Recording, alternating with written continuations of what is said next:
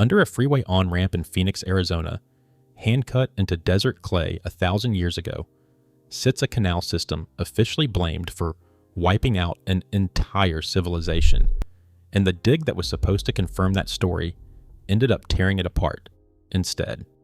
The single flood you've probably heard blamed for all of this is wrong. What actually happened is a system that survived 1,000 years of disaster finally losing its ability to recover from one. For decades, mainstream archaeology treated that flood story as settled and treated the people who built these canals as a vanished mystery instead of a living population with descendants who never left. Geoarchaeologist Gary Huckleberry spent years on one side of that argument. In 1999, he told colleagues the flood theory had been overhyped. 19 years later, his own excavation forced him to admit something that undercut his own past claim. That reversal happened in 2018 in a canal trench outside Phoenix, in dried mud nobody had properly read until then. Before you can understand that reversal, you need to see what these people actually built, because the scale of it is almost hard to believe. Archaeologists call this culture the Hohokam, and between roughly the year 300 and the year 1450, they dug and maintained close to 500 miles of irrigation canals across the Salt and Gila River valleys, the same ground modern Phoenix now sits on. Count every branch, every rebuild, every abandoned segment layered on top of an older one, and some estimates push that number toward 1,000 miles of channel. No wheelbarrows, no draft animals, no iron, just stone tools, wooden digging sticks, woven carrying baskets, and generations of coordinated labor moving through open desert, one basket load at a time. At its peak, this network irrigated more than 100,000 acres and may have supported as many as 80,000 people, one of the highest population densities anywhere in the ancient Southwest. Walk the excavated edge of one of these canals today, and you can still see the tool marks in the hardened clay, narrow gouges left by a digging stick, smooth corners where a woven basket dragged loose dirt up and out of the trench. Villages grew up along the water, almost the way suburbs cluster along a freeway now, places archaeologists call La Ciudad and Los Muertos, both inside what is now the Phoenix metro area, thrived for centuries as classic period canal-side communities, their house foundations and broken pottery still turning up under modern backyards and parking lots whenever a construction crew digs deep enough. Sit with that number for a second. 80,000 people farming a desert with no metal and no beast of burden. This wasn't a scattered cluster of farming huts. This was engineered infrastructure, canals cut up to 15 feet wide and 5 feet deep, at gradients often close to 2 feet of drop per mile, precise enough that water could travel for miles without tearing the channel apart. In 1929, an engineer named Omar Turney surveyed and mapped what remained of the system. In the downtown Phoenix area alone, he found roughly 300 miles of canals forming 14 separate irrigation networks, watering over 250,000 acres. Further south, along the Gila, 4 more networks watered close to 19,000 acres. Turney called it the largest single stretch of irrigated land built anywhere in the Americas before Europeans arrived. And here's the detail that should genuinely unsettle you. That system never really stopped being used. This wasn't a single, uniform culture doing the same thing for 1,100 years either. Archaeologists split the Hohokam timeline into distinct periods: pioneer, colonial, sedentary, classic, and each shift brought real changes to how villages organized themselves. During the sedentary period, dozens of ball courts dotted the valley at sites like Snaketown, excavated by archaeologist Emil Horry between the 1930s and 1960s. These weren't just sports venues. The ball game played inside them doubled as a network for trade and political alliance between villages that otherwise had no reason to trust each other. Moving into the classic period, the ball courts fall silent, and platform mounds take their place as the seats of authority. A society this adaptable, willing to completely restructure its own political system more than once, makes the eventual failure even harder to explain with one simple cause. Look at a satellite image of Phoenix today, and you can still trace pieces of that original grid underneath the freeways. The Grand Canal, the Arizona Canal. Long stretches of the modern network run by the Salt River Project sit almost exactly where Hohokam engineers cut their channels 1,000 years earlier. In 1867, a settler named Jack Swilling looked out at dry, half-buried ditches cutting across the desert floor and realized exactly what they were built for. He redug them. That single decision is a large part of the reason a city of millions now exists in one of the hottest deserts on the continent. Phoenix is, quite literally, running on someone else's plumbing, and for over a century, almost nobody stopped to ask what happened to the plumbers. Here's the version most people are taught. A brilliant desert civilization builds an irrigation empire that lasts more than 1,000 years. Then, sometime in the 1300s or 1400s, it collapses, usually blamed on one dramatic event: a catastrophic flood, a drought, and the people who engineered all of it simply vanish from the historical record, leaving silent canals and crumbling adobe walls for Spanish missionaries to stumble across 2 centuries later. That version has a problem, and the problem isn't the ending, it's the middle. Because this system did not fail quickly, and it did not fail quietly. For roughly 1,300 years, these canals flooded, silted up, cracked, and were repaired over and over, generation after generation. Dig into the sediment along almost any major Hohokam canal, and you'll find layer after layer of intervention. Silt deposits, cut through and recut, canal walls reinforced, entire segments abandoned and replaced by new ones a few dozen yards over. Excavations tied to freeway expansion in the 1980s, and later to Phoenix's Metro Light Rail Corridor, where crews recovered more than 1,000 archaeological features and 250,000 artifacts along a single transit line, keep turning up the same pattern. This was a system built and rebuilt by people who understood exactly how to survive disaster, which raises the question nobody puts in the textbook version. If they had already absorbed floods and droughts for over a millennium, what finally broke them? In 2018, a team digging into one specific canal thought they might have found the layer that finally answers that question. What they actually found didn't fit neatly into any existing theory at all. And to understand why that mattered, you need to see how this whole system was actually run, and how fast the running of it seems to have come apart. Because this was never just about digging a ditch. Water had to be allocated fairly between villages. Headgates had to be maintained. Disputes between farmers upstream and farmers downstream had to be managed before they turned into open conflict. Along the major canals of the Salt River Valley, archaeologists have identified roughly 40 raised earthen platform mounds, spaced every few miles along the water. Some researchers describe them as something close to water authorities, administrative and ceremonial centers where local elites coordinated repair labor, managed water allocation, and resolved disputes over the desert's most valuable resource. Whichever system was running it, for roughly 13 centuries, the machine held together. Almost everything we know about this system comes from digs that were never planned as archaeology in the first place.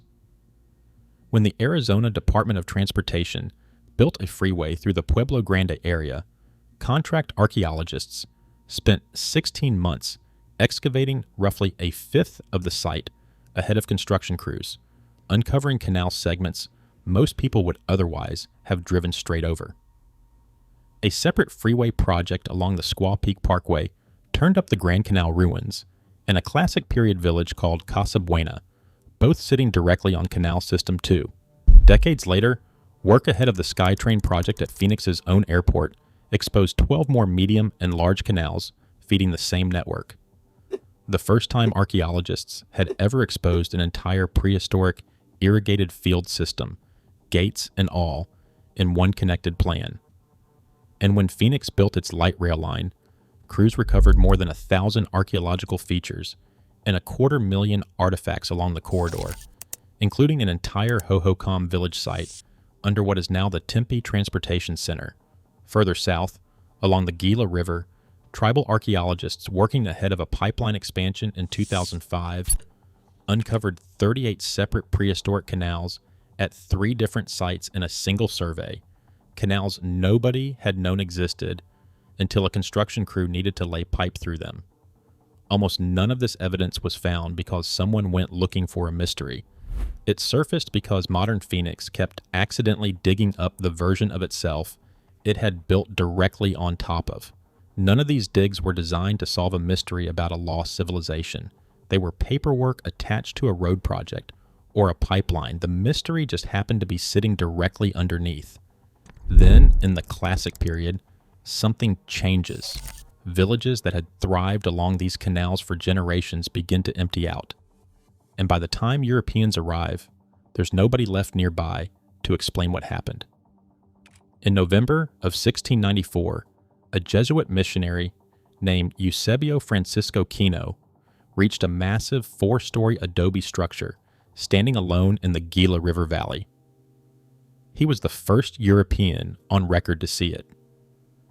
In his own account, he described a building as large as a castle, surrounded by the crumbling remains of 13 smaller structures, and the unmistakable ruins of many more beyond them. It was obvious to him, even standing there in 1694, that a city had once occupied this ground.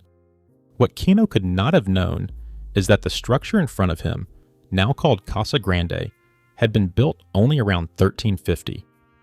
Less than 250 years had passed, and already it was a ruin nobody nearby could explain. That's the first real crack in the official timeline.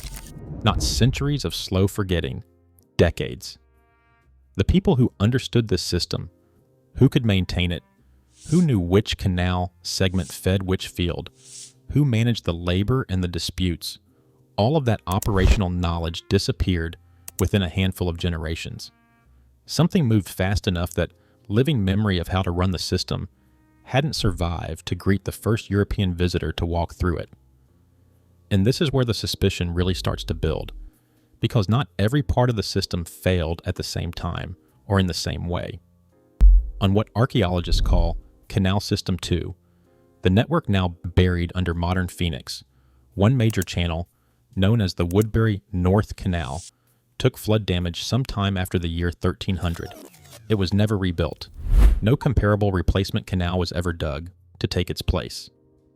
For a system that had survived flood after flood for 1,000 years by doing exactly that, repairing and rebuilding, this is genuinely strange. This isn't only a story about destruction. It's a story about a decision. Somebody, or some already fraying system of somebody's, looked at the damage and chose not to fix it. Meanwhile, the dates refuse to line up the way a clean disaster story needs them to.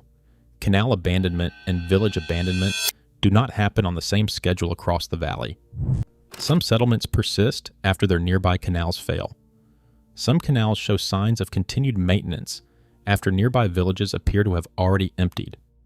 If this were one single collapse, one flood, 1 year, one clean disaster, you'd expect the whole system to die at once. It doesn't. It dies in pieces on an uneven, staggered timeline, exactly the kind of detail a tidy, single-cause theory struggles to explain away. There's one more detail worth sitting with before the science starts, because it changes the entire emotional shape of this mystery. The name Hohokam was never chosen by the people it describes. It comes from an O'odham word adapted by outside archaeologists in the early 20th century and often translated in older texts as something close to those who have gone or all used up. For decades, that translation shaped the entire narrative: a vanished people, a dead civilization, a mystery with no living witnesses left to ask. Except the O'odham never went anywhere. Modern communities, the Akamel O'odham, the Tohono O'odham, the Pipa'ash, trace direct ancestry to the very people archaeologists spent a century describing as extinct. Some tribal members today argue that early translation was simply wrong, that the word refers to ancestors in a broader, ongoing sense, not a vanished civilization at all, which means this disappearance was never purely an archaeological mystery. For over 100 years, it was also, in part, a mistranslation nobody thought to check with the people it was actually about. So if this wasn't one clean vanishing, what actually happened? This is where the evidence gets specific, and where the story stops being simple. Getting a precise date on any of this is its own quiet battle. Standard radiocarbon dating runs into real trouble in this exact window, because the calibration curve for the pre-contact centuries doesn't convert cleanly into a single calendar year, and there simply aren't enough datable tree ring specimens from the region to fill every gap. So researchers lean on a second method, archaeomagnetic dating, which measures the way sediment particles inside old canal fill locked onto the Earth's magnetic field at the moment they settled.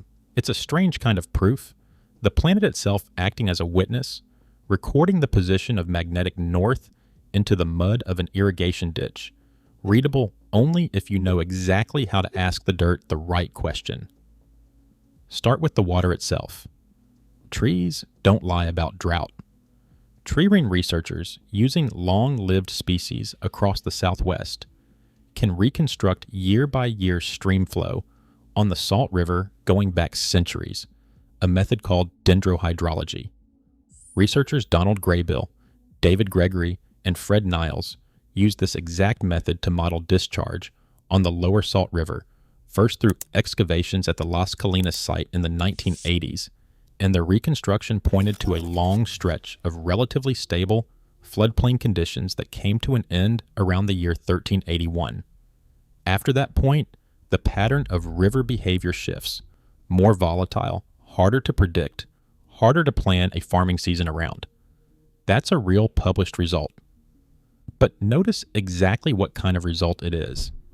It's a model, built from tree rings, estimating how much water was probably moving through the river in a given year.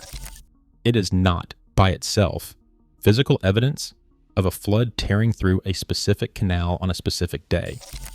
That distinction matters, because for decades, popular retellings collapsed those two very different things into one simple, dramatic sentence. One catastrophic flood, one specific year, often cited as 1356. Sometimes 1358 ended the Hohokam. Researcher Bruce Massey pointed to a major discharge year around 1358. David Abbott, studying the site now called Seda Va'aki, once known as Pueblo Grande, described a disastrous discharge event around 1356, followed by roughly 33 years of unusually low flow. It's a clean story. One flood, 1 year, one villain. And for a long time, it dominated the popular imagination of what happened here. For a long time, other researchers pushed back hard against it. This is the researcher named at the very start of this story.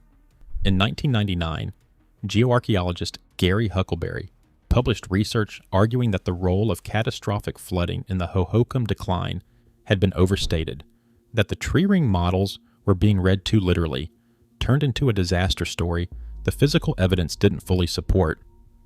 For years, that critique looked like the more careful, more skeptical position. The flood theory, some argued, was a good story hunting for proof. Then, in 2018, Huckleberry co-authored a new study with archaeologists T. Kathleen Henderson and Richard Hansen, built on fresh excavation data along Canal System 2. What they found was direct, physical, stratigraphic evidence of flood damage, layers of poorly sorted, sandy sediment cut violently through the older canal fill, dated to the late Classic period. This wasn't a model anymore. This was mud in the ground, telling its own story. By their own account, it was the first solid excavated evidence of a genuinely destructive flood event in the lower Salt River Valley during exactly this critical window. Picture the two versions of this same researcher, separated by 19 years. In 1999, in front of colleagues, arguing that the flood story had gotten out of hand. In 2018, gloved hands in a canal trench, staring down at a sandy layer that argues the opposite. Sit with that, because it's rare. A researcher who once argued the flood theory had been overhyped went back into the dirt nearly 2 decades later and found some of the strongest new physical proof yet that a real destructive flood did happen in the exact canal system at the center of the whole debate. That's not a contradiction that discredits him. If anything, it's the opposite. It's what good science is supposed to look like. A researcher letting new evidence overturn his own earlier published position. But it also means the story is more complicated than either side originally wanted. It wasn't no flood. It wasn't one flood ended everything. It was something in between, and that in between is exactly where the real mystery lives. Because here's the detail that should genuinely unsettle you. The Woodbury North Canal, the one damaged sometime after 1300, was never rebuilt.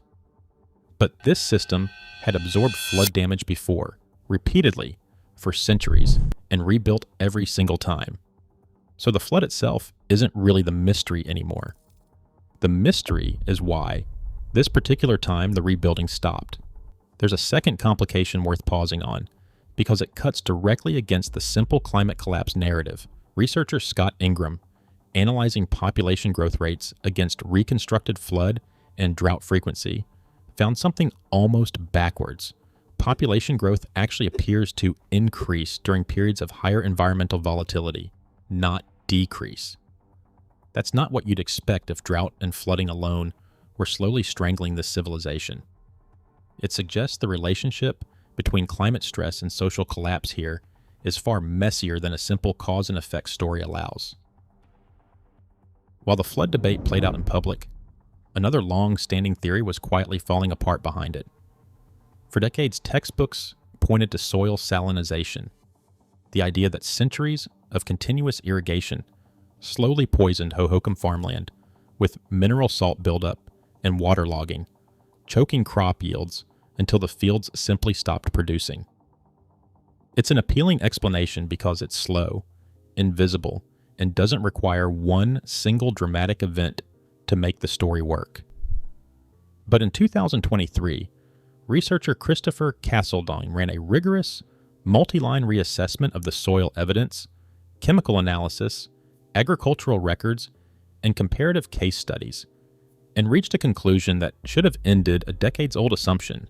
The available evidence he found simply fails to substantiate salinization and waterlogging as a primary cause of the decline.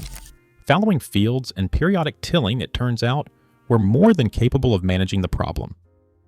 One of the most repeated explanations in the popular version of this story wasn't wrong because it was dramatic. It was wrong because, until very recently, nobody had actually tested it properly. So cross that one off the list. No poisoned soil.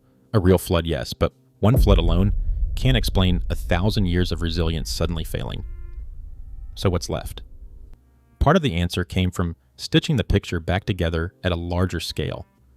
Caseldine's later research didn't stop at soil chemistry. Combining decades-old historic aerial photographs with excavation data and modern mapping software, he digitally reconstructed 8 major irrigation systems along the lower Salt River, including networks nobody had fully mapped as connected holes before. Seen from that height, the canals stop looking like isolated ditches and start looking like a single, deliberately engineered organism, which makes it even stranger that parts of that organism were left to die, while others kept functioning nearby. There's also a quieter kind of proof, buried not in the canals, but in the pottery. Archaeologist David Abbott spent years tracing Hohokam ceramics through chemical and petrographic sourcing, mapping which villages made which pots and where those pots traveled along the canal network. What that trade pattern reveals is a web of interdependent communities, tied together as tightly by pottery exchange as by shared water.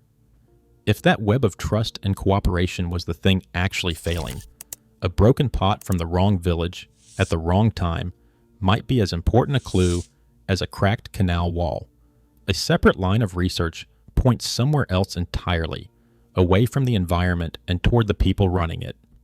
Archaeologists Hill, Lyons, Clark, and Dowell argued in 2015 that the real failure wasn't ecological at all. It was political, the cooperative system of canal governance, the platform mounds, the coordinated labor gangs, the shared authority that had kept hundreds of miles of hand-dug canal functioning as one machine may have simply eroded from the inside.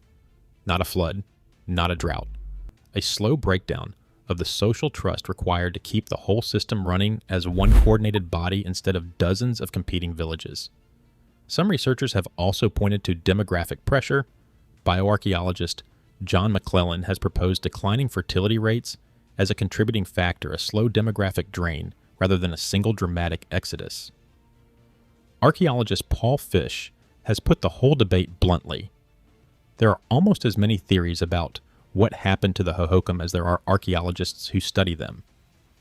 And that, uncomfortably, is the real answer, even though it isn't the satisfying one. Not one flood, not one drought, not poisoned soil, not one collapsed government.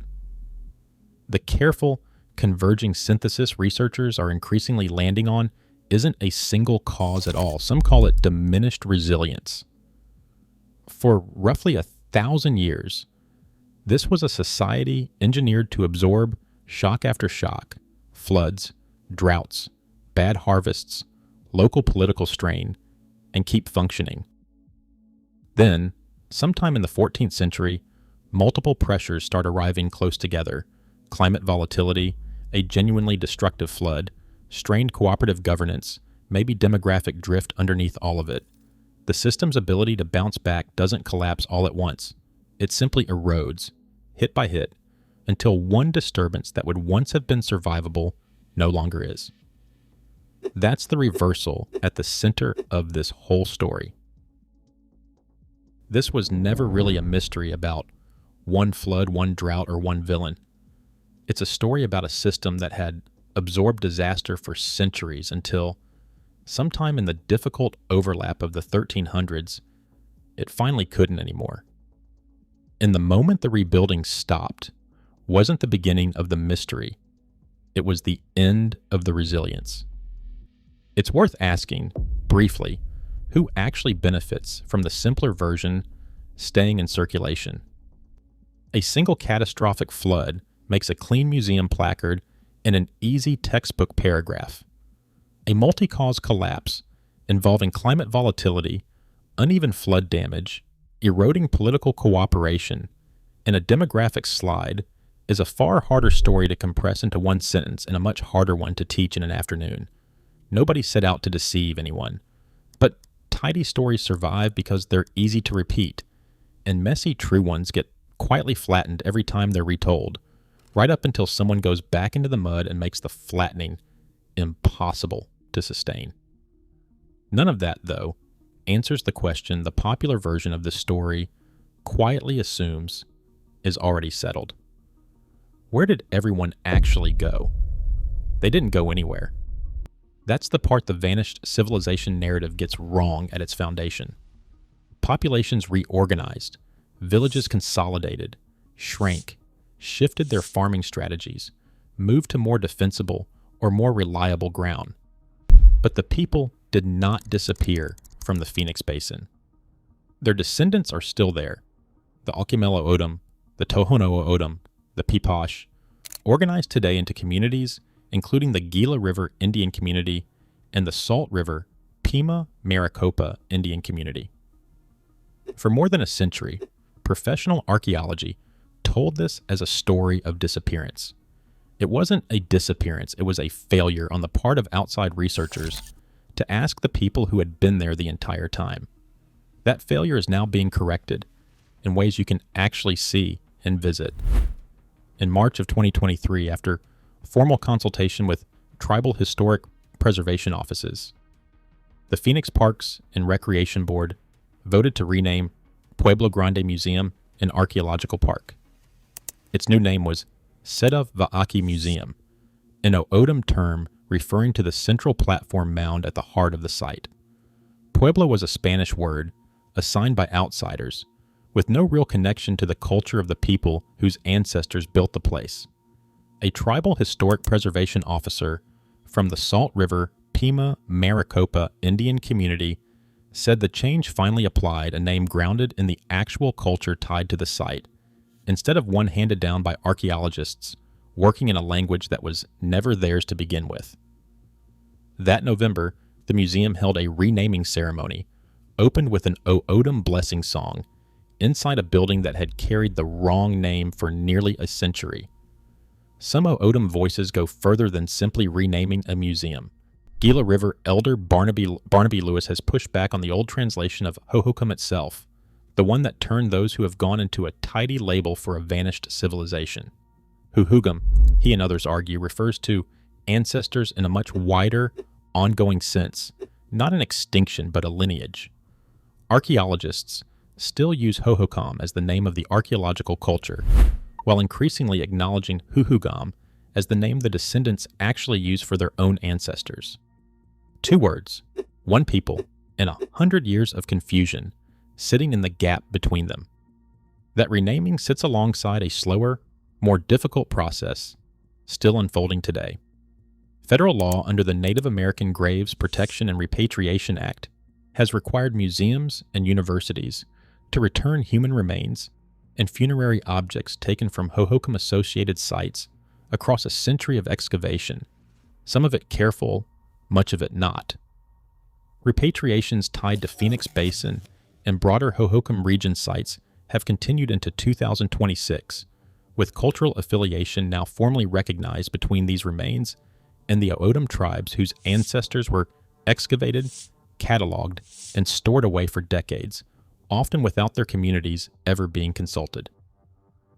A federal notice published in 2026 set the repatriation of at least 6 more individuals for release in the spring of that year. And at Arizona State University, the researcher accelerating that repatriation effort is Christopher Castledine, the same scientist whose soil analysis had just finished dismantling the salinization theory. The man testing the dirt for what killed the canals is at the same time the man returning the bones the old excavations left in storage boxes for decades. Every one of those repatriations quietly corrects the same underlying mistake, treating a living people's ancestors as a closed archaeological chapter instead of an open, ongoing relationship that never actually ended. Some of the most important recent evidence in this entire mystery didn't come from a university at all. The Gila River Indian community runs its own cultural resource management program, staffed with its own archaeologists, directing its own excavations along the Middle Gila under a tribally controlled research agenda. It was that program, not an outside university, that identified the 38 previously unknown canals during the 2005 pipeline survey, and it's that program that has spent years reconstructing the ancient Snake Town, Gila Butte, and Santan Canal networks in detail. For most of the 20th century, outsiders studied the Hohokam and wrote the conclusions. Now, in a meaningful and fairly recent shift, the Descendants are running the excavations, controlling the data, and writing a version of this story that finally includes them as authors instead of subjects. And the Descendants aren't only correcting the record, they're rebuilding the system itself. The Gila River Indian community, after decades of fighting for the water rights their ancestors' canals were originally engineered to claim, developed its own modern irrigation network, the Pima Maricopa Irrigation Project, with more than 200 miles of main channel, ultimately designed to serve roughly 150,000 acres of tribal farmland. In 2024, the community completed a solar-paneled cover across the Casablanca Canal, described as the first project of its kind anywhere in the Western Hemisphere. Modern clean energy engineering laid directly across an irrigation legacy more than 1,000 years old on the same river, in the same valley, carrying water through channels their ancestors' hands first shaped out of raw desert.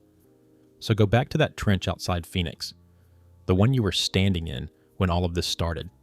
The canal walls in front of you were cut by hand 1,000 years ago, by people written almost entirely out of their own history for most of the 20th century.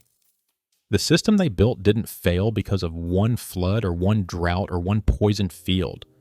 It absorbed disaster after disaster for a millennium, and then, somewhere in the overlapping stress of the 1300s, it simply ran out of room left to recover, while close by, one damaged canal sat unrepaired, and the world outside quietly, wrongly, assumed the people who built it were simply gone. Stand at the edge of that trench a little longer and look at what's actually around you. A museum sign, recently repainted with a name it should have carried from the beginning, a federal document in an archive box, scheduling the return of ancestors who were never supposed to leave in the first place. A canal, a few miles away, running fresh water again, under a bank of solar panels. Along a route somebody's hands first cut into this exact desert floor. None of it closes the file. The dating still argues with itself. The theories still compete. Somewhere in a lab, a soil sample, or a tree ring core is probably being tested again right now, quietly threatening to complicate the story one more time. They weren't gone. They were never gone. Somewhere near that dry trench, a modern canal gate is open right now, moving water through a channel that still traces the same ancient line, a silence that lasted 5 centuries, finally broken, not by rediscovery, but by return.